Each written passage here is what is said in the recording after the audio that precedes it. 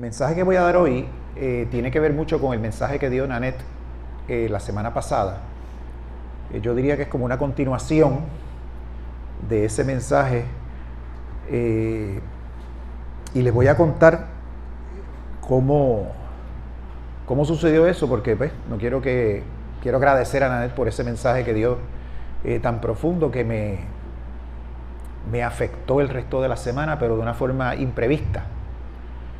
Hay veces que uno escucha cosas, que uno ve cosas, y en el momento que uno las escucha o las ve, pues no, pues sí, lo escuchó, pero no le da mayor importancia, no le presta mucha, no profundiza en eso en ese momento.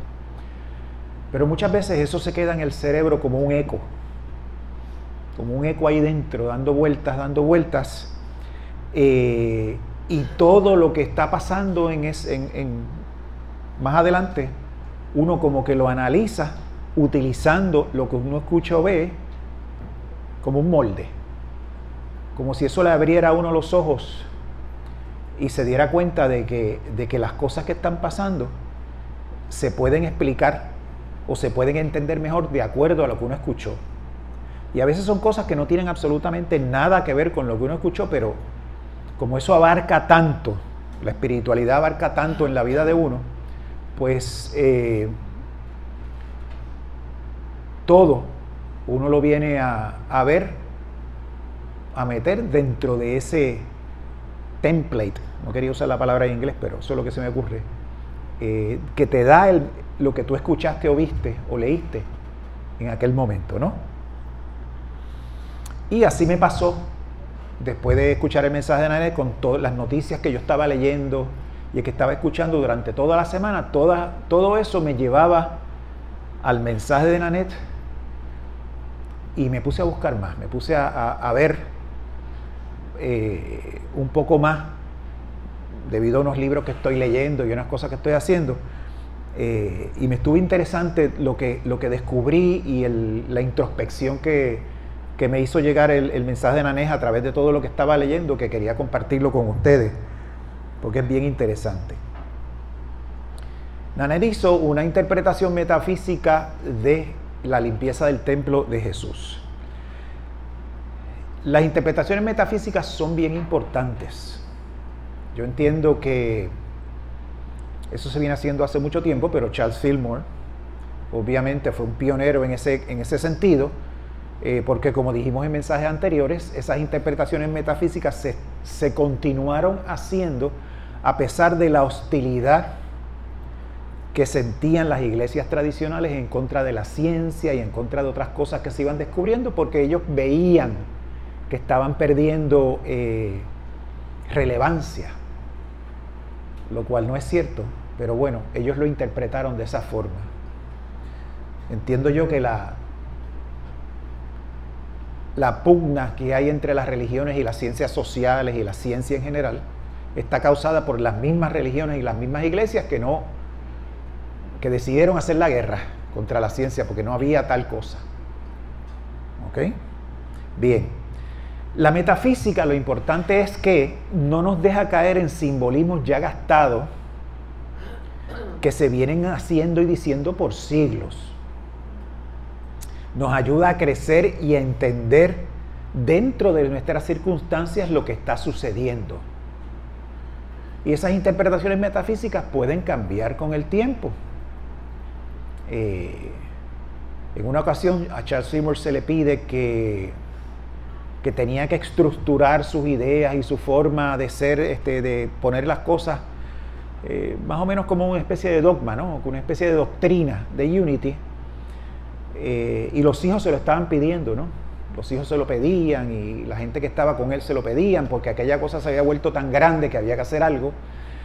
A regañadientes Charles Fillmore escribe algo, pero a lo último él dice, pero yo me siento en la libertad de cambiar de opinión las veces que sea necesario.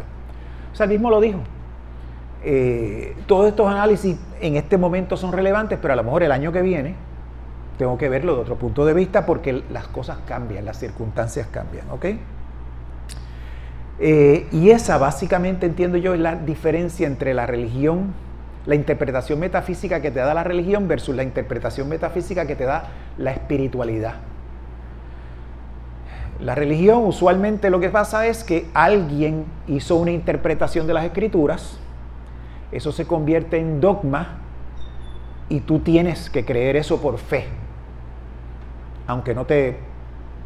Pues, no diga nada. Por ejemplo, vamos a coger el ejemplo de la Trinidad. Aquí en Unity tenemos una interpretación de la natividad, de la Trinidad bien especial, que hace sentido, pero quizás otras doctrinas no aceptan esa interpretación porque se sale del canon establecido en el año, qué sé yo, 500 y pico. Estamos en el 2023, 2024. Y todas estas interpretaciones que nosotros hacemos en la iglesia tradicional pues no son aceptadas porque se salen de lo que dijo un papa o que lo que dijo alguien hace 1200 años o qué sé yo, y pues no es aceptado. Estamos mal, ¿ok? Esa es la religión. La interpretación metafísica desde el punto de vista espiritual, la ventaja es que es un producto de nuestra comunión con lo divino que reside dentro de nosotros, que nosotros lo llamamos el Cristo en cada uno de nosotros, el Cristo en mí, ¿no? Por lo tanto es dinámica, es maleable, cambia con las circunstancias y eso nos ayuda a poder entender las cosas con mucha más profundidad que una interpretación ya hecha hace 1000 años, que está fija, no cambia, y si te sales de ahí, ahora no, pero antes, si te salías de ahí, eso te podía costar la vida.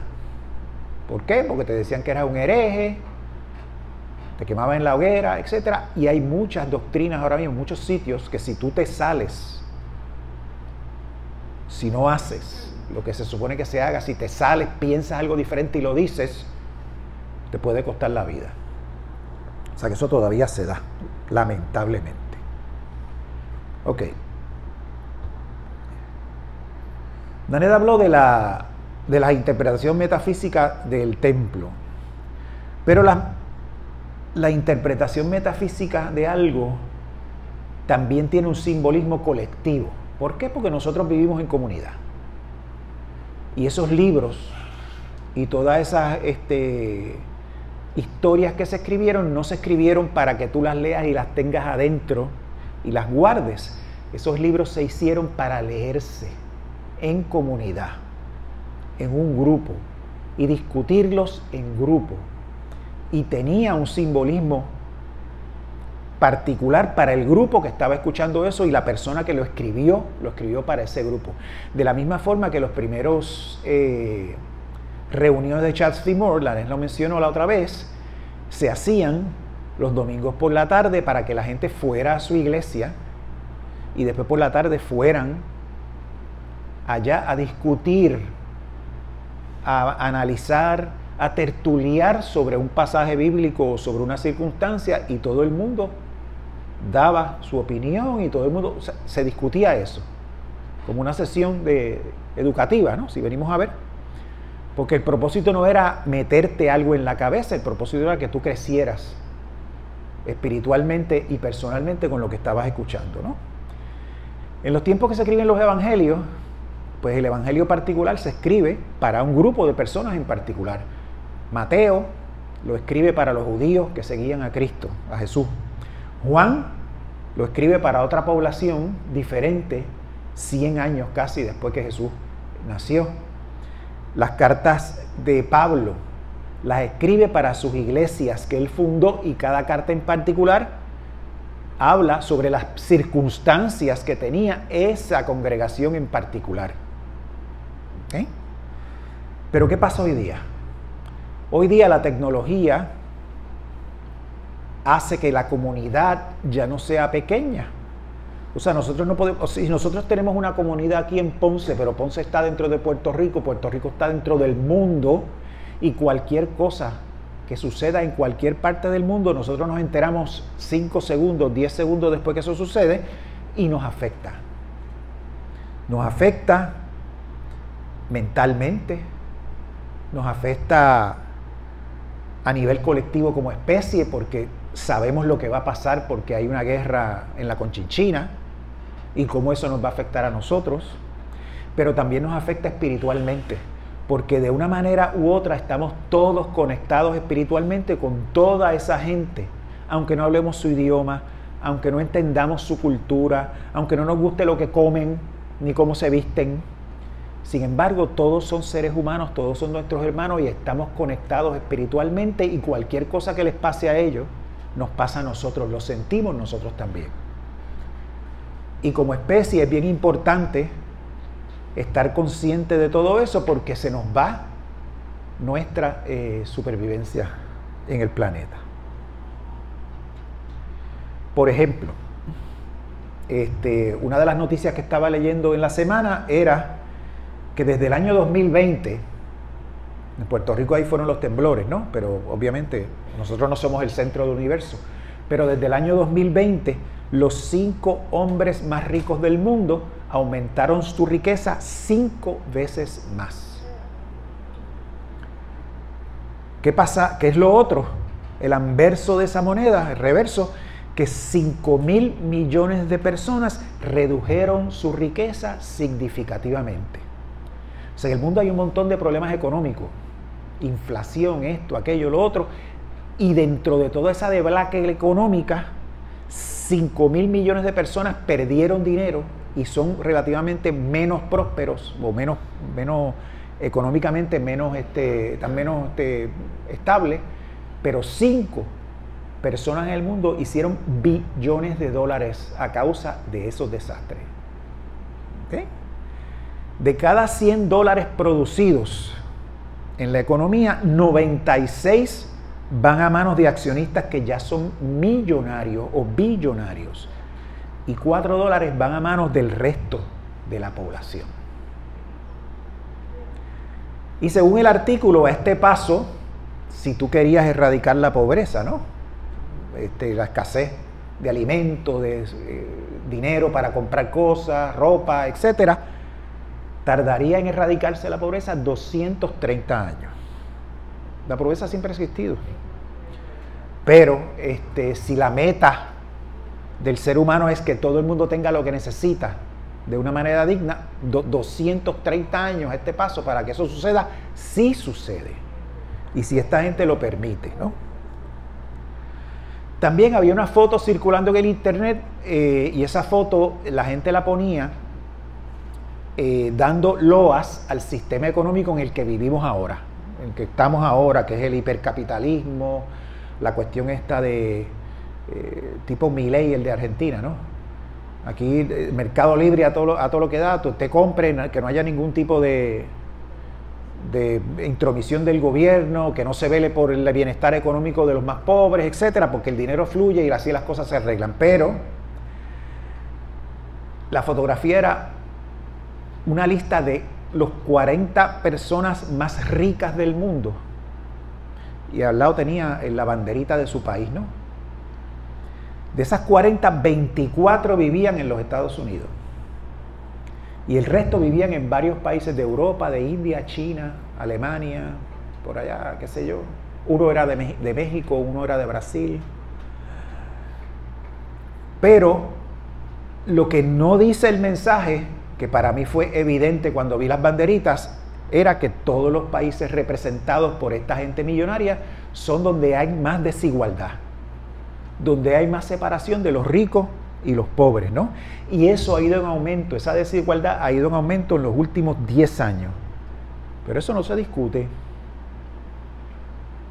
Por ejemplo, países que son bien prósperos, que no están en esa lista, donde la gente vive relativamente feliz y todas sus necesidades están cubiertas, no aparecen en esa lista. ¿Por qué? Porque las riquezas se distribuyen de una manera más equitativa. Finlandia, Suecia, Noruega, Dinamarca, Islandia y otro montón de países que tienen unos sistemas en que esas necesidades están cubiertas, pero no aparecen en esa lista. Y la lista es como para lavarte el cerebro, para que mira, este sistema funciona, mira para allá, Estados Unidos, qué sé, pero donde más desigualdad hay, posiblemente ahora mismo en el mundo, es de la nación de la que somos parte. El ser humano es una criatura bien débil. Nosotros no somos los más fuertes, no somos los que más corremos, no somos los que volamos, no somos los que más nadamos. Si usted suelta 5 personas en una isla desierta y suelta 5 chimpancés, nosotros en una semana probablemente ya nos hubiesen comido todos los animales que hay en esa isla de aperitivo. Y los chimpancés no. Lo que nos ayuda a tener el éxito que hemos tenido es la cultura, la capacidad de pasar información de una generación a otra de manera bien eficiente y la capacidad de trabajar juntos aún con gente que tú no conoces. Hace siglos, hace miles y miles de años, los seres humanos veían en bandas 25, 100 personas, no más de eso, y cuando se encontraban con otro grupo diferente a ellos, la posibilidad de que hubiera violencia era bien alta, porque eso significaba que esa gente no son mi gente, y esa gente viene a quitarme lo mío, lo poco que tenía, ¿no? Mi espacio de casa, mi territorio, donde yo consigo mi comida, que esa gente venía a invadirme, y había que limpiar el pico a como diera lugar. Y eso se ve todavía en muchas culturas primitivas. Por ejemplo, los nombres que esta gente usa para llamarse a sí mismo en casi todas esas culturas quiere decir ser humano. Los esquimales, los inuit, eso quiere decir ser humano. Los egipcios, en la antigüedad, cuando la palabra en egipcio que quería decir egipcio era ser humano. Los griegos lo mismo. O sea que yo, como grupo, los míos eran seres humanos y los demás no eran seres humanos. Por lo tanto, yo puedo hacer con ellos lo que yo quiera. ¿Sí? Y todavía en el siglo XX se veía eso. En la Segunda Guerra Mundial, Hitler llamó a sus camaradas alemanes Übermenschen, que quiere decir los hombres superiores.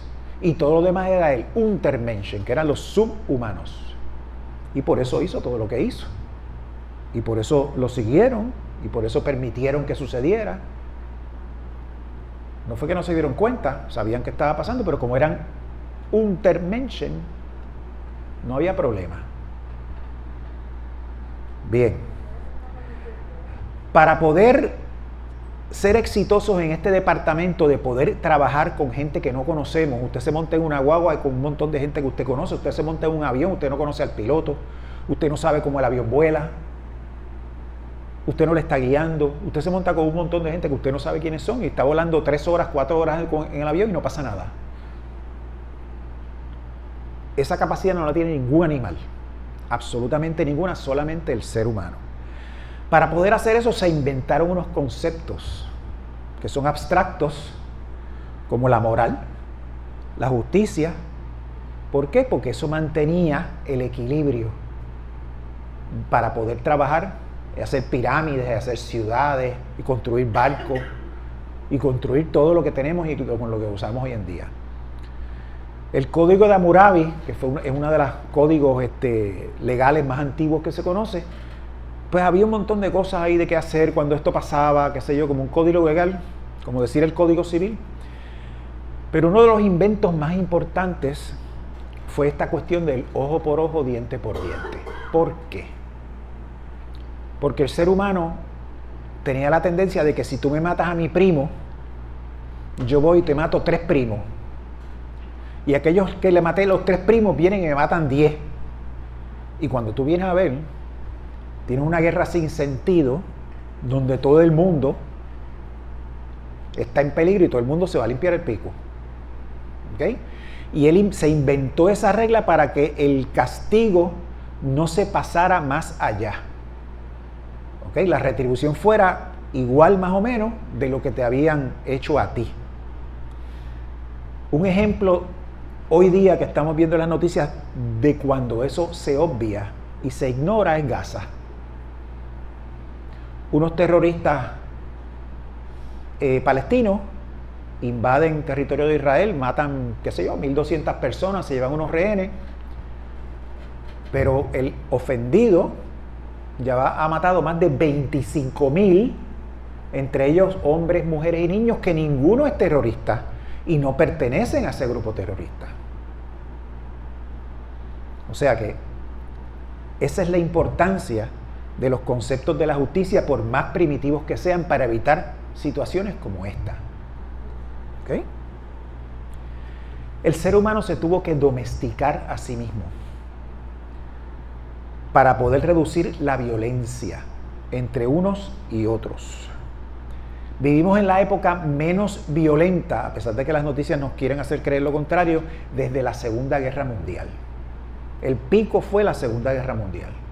De la Segunda Guerra Mundial hasta ahora ha muerto mucha menos gente en guerras y conflictos y cosas de esas que lo que se mataron en la Segunda Guerra Mundial.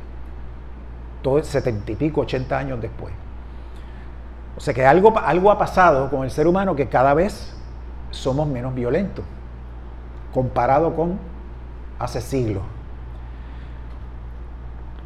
Ok, esa capacidad de vivir juntos, de cooperar, de hacer negocios entre gente que no se conocen, etcétera, también nos hace exitosos en otra capacidad, y es la capacidad de mentir y engañar. Porque si somos buenos haciendo una cosa, también somos buenos haciendo la otra cosa. Y nosotros tenemos que desarrollar capacidades para poder pescar a esa gente que nos trata de engañar, y se inventan cosas para poder confiar en la gente. Una de las cosas que se inventaron fue la religión. Porque si yo soy musulmán y creo que cuando yo me muera voy a estar con 47 vírgenes en el cielo y todo este tipo de cosas, eso suena bien ridículo, pero si yo me encuentro con otra persona que cree lo mismo, ese es de los míos, yo puedo confiar en él aunque nunca lo conozca. Eso pasa con los masones, con las sortijas, los bahá'í, los católicos, los de Unity. Nos encontramos con alguien que va a Unity y ya nosotros rápido pensamos, esta gente está en mi onda, por lo tanto es más confiable que otra persona, ¿no? Etcétera. Se inventan la moral y las leyes para que esa actitud de yo mentir y yo quitarle al otro lo que le corresponde para yo tenerlo, aprovecharme de eso, salga caro. Salga más caro que el posible beneficio que yo pueda obtener de eso. En los Hechos del Nuevo Testamento hay un evento que esta pareja que supuestamente donaron todo, pero se quedaron con parte. Ananías era una de ellas y no me acuerdo el nombre del otro. Y Pedro averigua eso y Pedro le dice, no, tú no nos robaste a nosotros, tú le robaste a Dios. Y esas personas en los Hechos de los Apóstoles mueren. Supuestamente mueren a causa de Dios los mata, no sé qué fue lo que pasó exactamente, pero les dio una enfermedad terrible, salieron llagas y cuestiones y se murieron. Y eso es una historia que se cuenta para que tú te asustes y pienses, si yo me quedo con parte de lo que se supone que sea de la comunidad, me van a pasar cosas terribles. ¿Ok? La gente que no coopera con el grupo, la gente que viola las normas, la gente que se queda con parte del dinero o parte de los recursos de la comunidad y no los comparte con los demás, todas las culturas les dan un castigo bien severo. Porque eso es uno de los pecados más terribles cuando tú vives en comunidad. Cuando uno de los miembros de la comunidad se queda con recursos que le pertenecen a la comunidad y no los comparten con los demás. En las películas de vaqueros, los cuatreros, que eran los que robaban caballos y reses, los ahorcaban. Digo, hoy en día si tú te robas un carro no te van a matar por robarte un carro. Pero en aquellos tiempos, por robarte un caballo o robarte unas vacas, a guindar era que ibas, ¿no? Otra de las castigos terribles era el destierro. Si tú vives en una comunidad y te destierran, te sacan, el ostracismo, ¿no? Te sacan de la comunidad, eso es una sentencia de muerte, porque tienes que irte a otro sitio, a vivir en otro lugar, donde la gente no te conoce, no pueden confiar en ti, tú no puedes confiar en nadie. El ser humano necesita de otros para poder vivir, no podemos vivir solos, se nos hace bien difícil, pues eso es una sentencia de muerte. La palabra ostracismo viene del griego, que era que cuando los políticos se ponían se les pasaba la mano a los políticos, ellos hacían una especie de elecciones. Ellos rompían unas vasijas y en esas vasijas escribían una palabra. O te quedas en la comunidad o se tiene que ir. Y entonces ellos contaban eso. Si ganabas el que te tenías que ir de la comunidad, te tenías que ir de la ciudad. y no podías volver porque si volvías te podían matar. Y de Atenas tenías que irte para Esparta o para Corinto o para otro sitio a ver cómo te las arreglabas por allá, porque aquí no te queremos. Y los pedazos de vasija donde se hacía la votación se llamaban ostracas. De ahí la palabra ostracismo. O sea que eso, y hay comunidades todavía, algunas en África, que si tú pierdes el estatus delante de la comunidad, te suicidas. Y cuando le preguntas a los miembros de la comunidad, mira, que fulano, que pasó esto, metió la pata en este asunto y se suicidó, ¿cuál es tu opinión? Bueno, eso es lo mejor que pudo haber hecho, porque vivir así está terrible. Cójanse la historia esta que sale en las películas, de los harakiri que hacían los samuráis. Le fallaban al shogun, le fallaban al rey o le fallaban al emperador, qué sé yo. Agajaban el cuchillo y se abrían el estómago. Sí, eso pasó, eso todavía está pasando no pasa con frecuencia, pero todavía se ve en algunos sitios, ¿no? Ese es el castigo autoimpuesto también. Y la comunidad espera que tú lo hagas por haber violado las reglas de la comunidad. Bien, ¿qué pasó con Jesús? Jesús quizás fue un visionario en el sentido de que él fue más allá de la ley y la moral establecida en el pueblo hebreo durante su vida. ¿Y por qué? Porque él predicó, por ejemplo, el perdón. Tienes que perdonar 70 veces 7. Y eso no son 490 y ya con la 491 ya no perdonas más. No, eso quiere decir que tienes que perdonar muchas veces. Tienes que perdonar tantas veces que tú nunca vas a terminar de perdonar. A pesar de que en aquellos tiempos era la cuestión del ojo por ojo, diente por diente. Él fue más allá diciendo, no, tú tienes que perdonar, porque vivir en comunidad significa que tú tienes que perdonar esas cosas. No es que vayas a caer de bobo de nuevo, ¿no? Pero que tienes que perdonar y esa persona tienes que acogerle en la comunidad y tienes que darle un break, una oportunidad para que se restablezca, porque tú la sacas de la comunidad, lo estás sentenciando a morir. En vez de la retribución, el perdón en vez de la retribución, porque la retribución es venganza. El libro que estoy leyendo sobre eso dice que el ser humano siente placer cuando se venga. Porque, por ejemplo, hay crímenes que se cometen hace 20 años, 50 años, qué sé yo, cogen al criminal ahora y a pesar de que el criminal ha tenido una buena vida, ha tenido comparte con la humanidad, qué sé yo, pero no, pues como él cometió ese crimen hace 50 años, él tiene que pagar por ese crimen. Y lo meten preso, o le hacen algo, o pasa algo que obviamente no crea ningún beneficio para nadie, ni es retribución para nadie. Pero sin embargo, hay que hacerlo. Y eso genera placer en las personas. En los tiempos de antes, la gente gozaba yendo a ver cómo ahorcaban a un individuo, cómo le cortaban la cabeza en la guillotina, cómo fusilaban a alguien.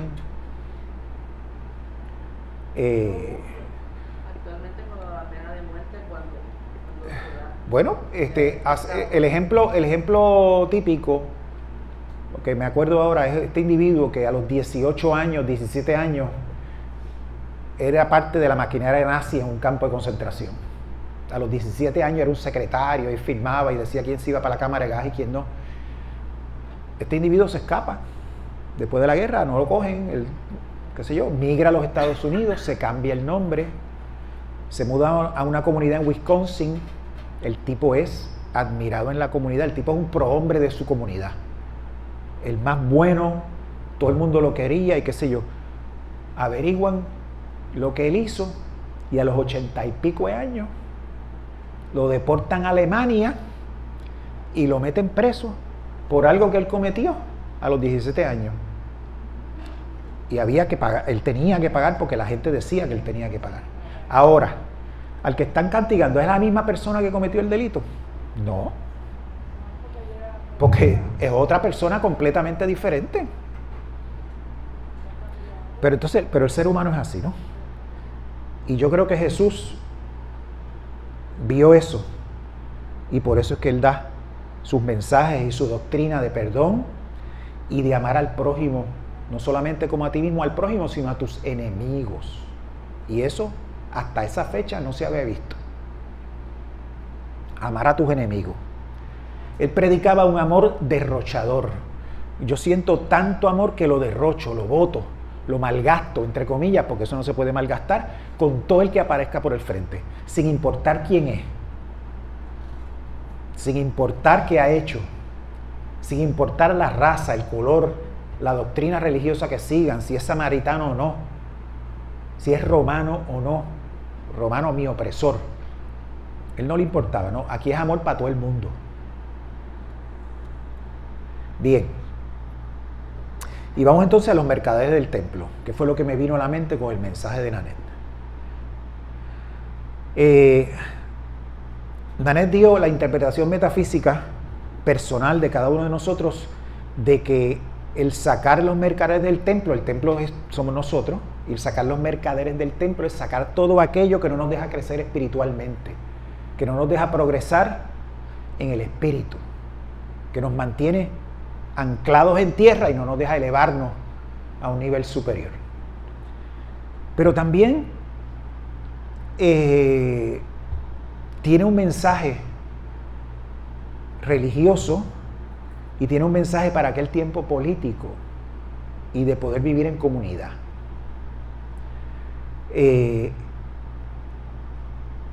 Porque el tú sacar los mercaderes del templo también es algo que te ayuda a vivir en comunidad con los demás de una forma más pacífica y poder sacarle más provecho a esa vida en comunidad.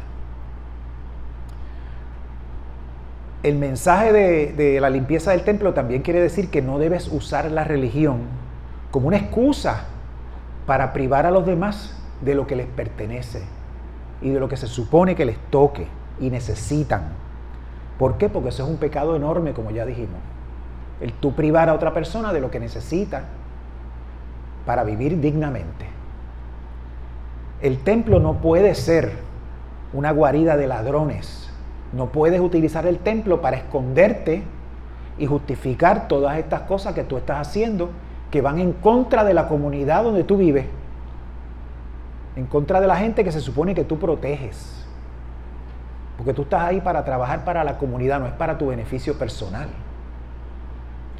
Los religiosos en aquel tiempo aparentemente eran cómplices de los que gobernaban para oprimir al pueblo, cómplices del rey que lo ponía Roma, si venimos a ver, cómplice de Roma que te hacía pagar impuestos, que te explotaba, y la religión estaba trabajando con ellos, ayudándolos. Y eso también lo vemos a diario hoy día. ¿Cuántas personas por ahí religiosas no apoyan a individuos que obviamente no están haciendo su trabajo por el beneficio de la comunidad? ¿Cuántas personas no se agarran de la Biblia y predican que son religiosos y todo este tipo de cosas para hacer leyes y para hacer edictos y cuestiones que separan, que lo que crean es odio, que lo que hacen es separar a la gente una de otra, creando enemistad entre grupos diferentes, cuando Jesús lo que Él dejó establecido era todo lo contrario: amor derrochador, perdón, amar a tus enemigos, etc. Y pues, la noticia del día es el revolú de la representante. Supongamos que el Capitolio es la casa de las leyes, es el templo del pueblo, donde se supone que esa gente que está ahí hagan leyes y trabajen para nosotros, para crear armonía, para crear leyes que hacen más fácil la convivencia, para crear leyes para que todo el mundo tenga la capacidad o la oportunidad de obtener lo que necesita de una manera digna. Ahí también se esconden los ladrones, para robar los recursos del pueblo. Y también utilizan las escrituras para justificarse y escudarse con las escrituras. ¿Ok? Y faltan a la verdad, que ellos se dan golpes de pecho diciendo que siguen. Aquella cosa que dijo Jesús de que cuando vayas al Padre tienes que ir en silencio en tu casa, guardadito allí, porque a nadie le importa lo que tú estás haciendo. No te puedes ir afuera a dar golpes de pecho y qué sé yo, porque eso es para, como dicen aquí en Puerto Rico, eso es para las gradas. Esas personas que hacen eso, yo les tengo miedo. Yo no confío en ellos. ¿Por qué? Porque están siendo soberbios, están hablando de ellos mismos. Y el trabajo de ellos no es ese.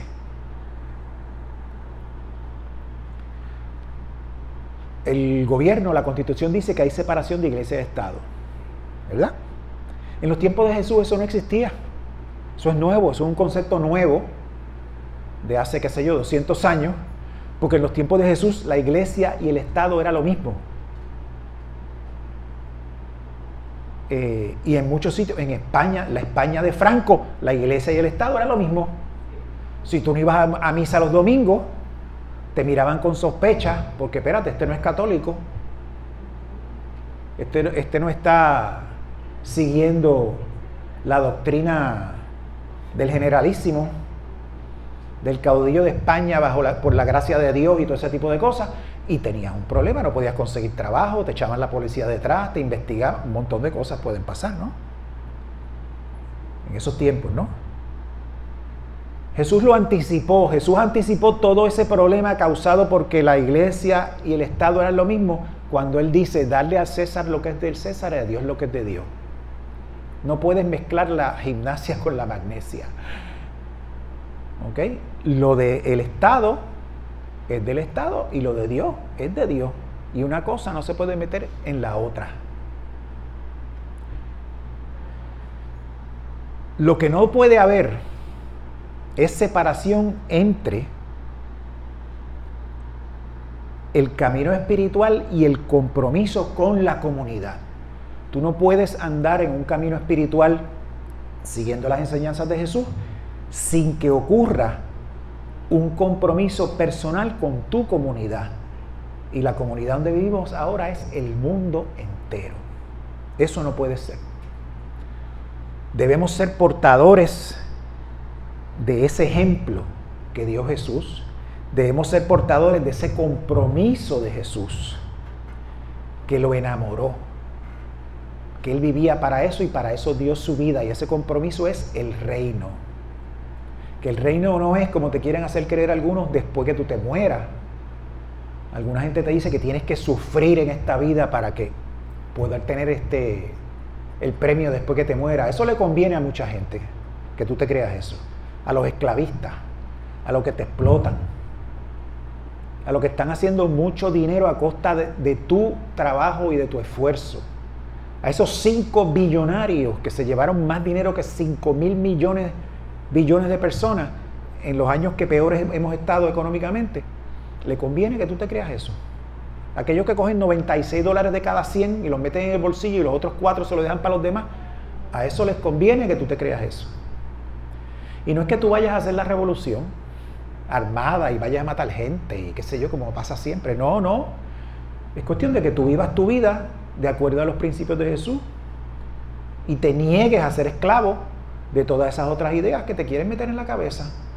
Y si tú vives así, tú te llevas arrastrado a mucha gente contigo, 10, 15, 20, no sé, pero son gente que se van a dar cuenta de que tú eres un instrumento de paz, tú eres un instrumento de justicia, tú eres un instrumento de amor,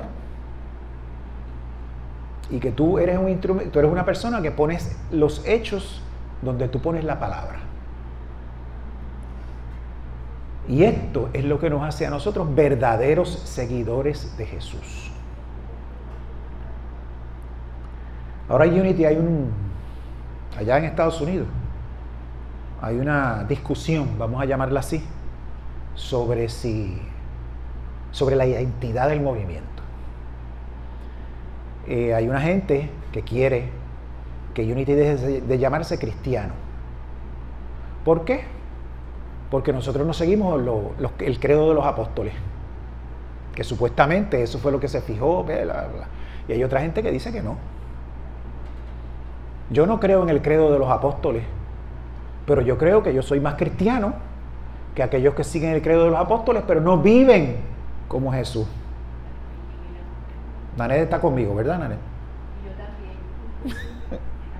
Nanet dice que nosotros somos más cristianos que los otros, que los que se llaman cristianos, porque vivimos esas enseñanzas. Los otros días vi un mensajito en el internet que decía, ¿cuál es la diferencia entre un ateo y un religioso? Y un cristiano, por ejemplo, decía, bueno, que el ateo no es hipócrita porque él te dice que no sigue las enseñanzas de Jesús, mientras que el cristiano te dice que las sigue y no las sigue nada. Entonces, los comentarios abajo, bien interesantes, porque no es solamente lo que dice, sino lo que comenta la gente abajo. Hubo gente que comentaba que había un montón de ateos que vivían y seguían las enseñanzas de Jesús y supuestamente no creían en él, que trabajaban en las comunidades, que hacían esto, hacían lo otro, amaban a todo el mundo, etcétera, ¿no? O sea que nosotros no podemos ser hipócritas, tenemos que vivir eso que nosotros predicamos y creemos, ¿no? Debemos trabajar para la manifestación del reino. Del reino. Y yo quiero darle gracias a Nanet por el mensaje del domingo pasado, porque me abrió los ojos a muchas cosas y todo lo que estaba leyendo me encajonó tan fácilmente en todas las cosas maravillosas que ella dijo el domingo pasado que tenía que compartirla con ustedes. Dios los bendice.